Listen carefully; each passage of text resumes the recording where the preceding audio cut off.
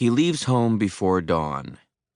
Through the window of the train, Mount Hood rises up, draped in moonlight and snow. Spectacular. Standing guard over the sleeping city. Then again, he thinks, it could blow any day. At the airport, security's a breeze, so on the other side he sips a coffee over yesterday's paper, picked from a heap by the lids and cream. As his plane ascends eastward, a sunrise blooms in fast time, from night to morning in a minute. He sits back. Two blue eyes are watching him through the small space between the seats in front of him. The sleepy toddler he waved to before buckling in, traveling, he believes, on his grandmother's lap. He leans forward, pointing out the window, mouthing, "Look!"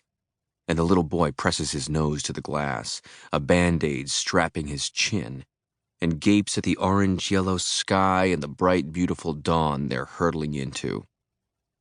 After a moment, Cole pulls back from his own window, slipping a 3-ring binder from his briefcase, and studies the paperwork for a huge bid he'd hoped to make before this trip.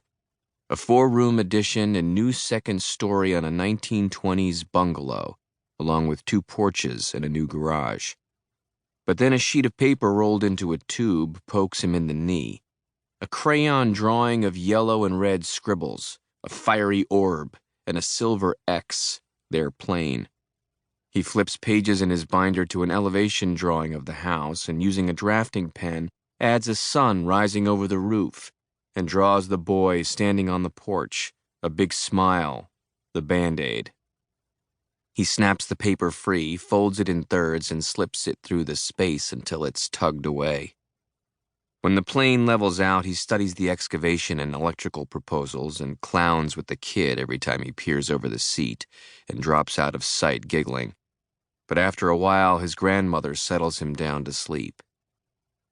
Once they've landed, Cole reaches for his carry-on. The boy and his grandmother are sitting tight until the plane empties out. Cole waves at him going past.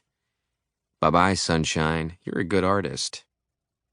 The boy grins hugely, then presses both palms to his mouth and throws kisses, like showering Cole with handfuls of confetti. In Newark, he changes to a small plane, and before long, off to the east, he glimpses Hartford's 2 big domes, one yellow, the other blue, the Capitol and Colt firearms. His great-grandfather painted the gold leaf on the Capitol dome, or so the story goes, and his grandmother carefully inserted firing pins at Colt during the war. The plane follows the Connecticut River north, and then circling Bradley, they swoop in low over the tobacco fields he worked in Suffield and Windsor Locks. He's never thought of tobacco nets as anything but an agricultural fact of the place where he grew up, no different from a hoe, a tractor, a bag of lime.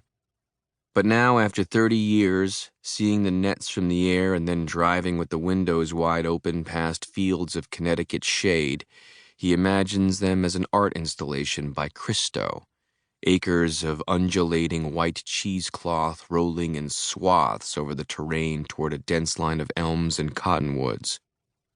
There's the art. The regularity and surprising beauty of red cedar poles poking through the nets, and also the mathematical symmetry. The poles are 33 feet apart. The squares they form are called bents, which contain 10 rows of 27 plants that typically produce 18 leaves each.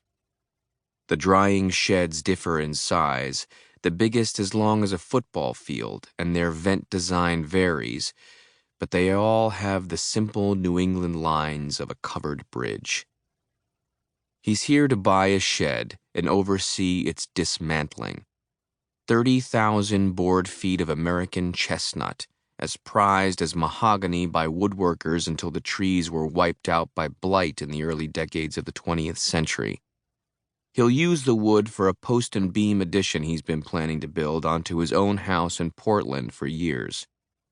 He's always called it the family room, but at this point he should think up another name. Whatever chestnuts left over, and there'll be plenty, he'll dole out to paying customers. East Granby. His hometown, so to speak. It's taken him nearly 30 years to come back. 3 decades and 3,000 miles to feel he was ready to see it again. This is his busiest season with work, but he's carved out 5 days for the trip. He'll return to his real home with a piece of his past. 2 flatbeds worth. He worked summers on tobacco as a kid, and though he was big for his age, the labor was still as hard as it was reputed to be. He complained along with everyone else, but secretly enjoyed unfurling the nets, skidding along behind the farmall in a setter, shimmying between rows on his butt for suckering on cold, wet mornings late in the spring, the temperature rising so fast that by coffee break it was 100 degrees under the nets. He loved the obsessive care shown to each valuable leaf, the rich smell of alluvial soil, the sticky juice on his fingers, arms, and hair.